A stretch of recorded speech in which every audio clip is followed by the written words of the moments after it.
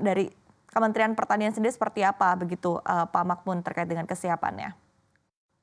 Ya, baik, terima kasih Mbak Ifat, para masyarakat sekalian. Kalau kita lihat dari tahun ke tahun hewan kurban itu atau realisasi kurban masyarakat itu terus juga meningkat. Kini seiring dengan nilai peningkatan atau pertumbuhan ekonomi, yaitu ada di angka sekitar 3-5% setiap tahun. Kalau tahun 2023 itu kita realisasi kurban itu ada di angka 1,87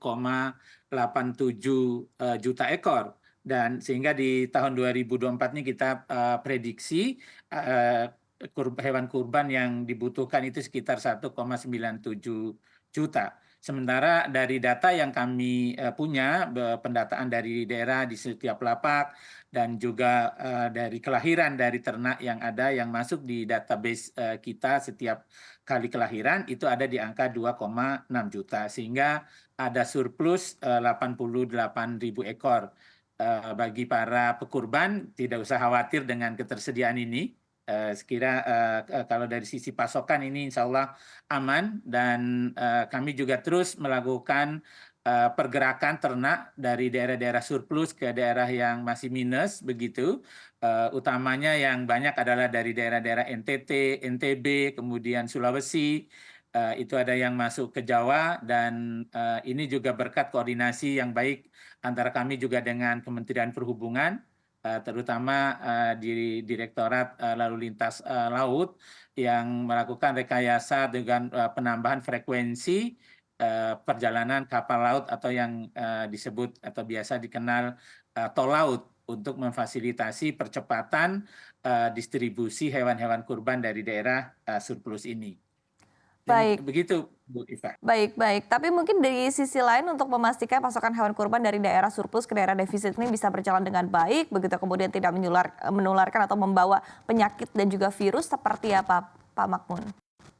Ya, memang di dalam distribusi hewan atau lalu lintas hewan kurban ini ada beberapa penyakit memang yang menjadi konsen pemerintah dan juga masyarakat. Ada yang disebut penyakit mulut dan kuku atau disingkat PMK, kemudian ada penyakit lumpy skin disease atau yang benjol-benjol dulu masyarakat mengenalnya dengan lato-lato, kemudian ada penyakit antraks, itu yang utama dan juga ada cacing ya. Dan ini semua biasanya saat lalu lintas Bapak Ibu sekalian ternak-ternak ini dicek ya ada surat keterangan kesehatan hewan yang diberikan atau dikeluarkan oleh dinas di kabupaten kota. Ini untuk menjamin bahwa hewan ternak yang ada sudah diperiksa oleh petugas kami baik yang ada di pusat, di provinsi maupun di kabupaten kota.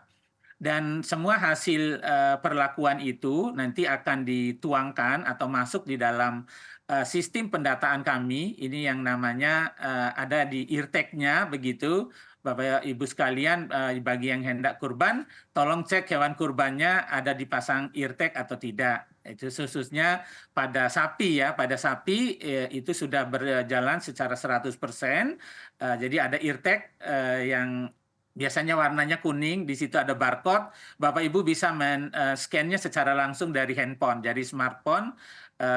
Sama waktu dulu kalau kita COVID ya, jadi tinggal di-scan di kartu kita, itu bisa langsung ketahuan. Sapi ini sudah pernah divaksin PMK atau tidak, pernah divaksin LSD atau tidak, dia lahir kapan, jadi ketahuan juga di situ umurnya, lalu berasal dari daerah mana. Ini ketahuan.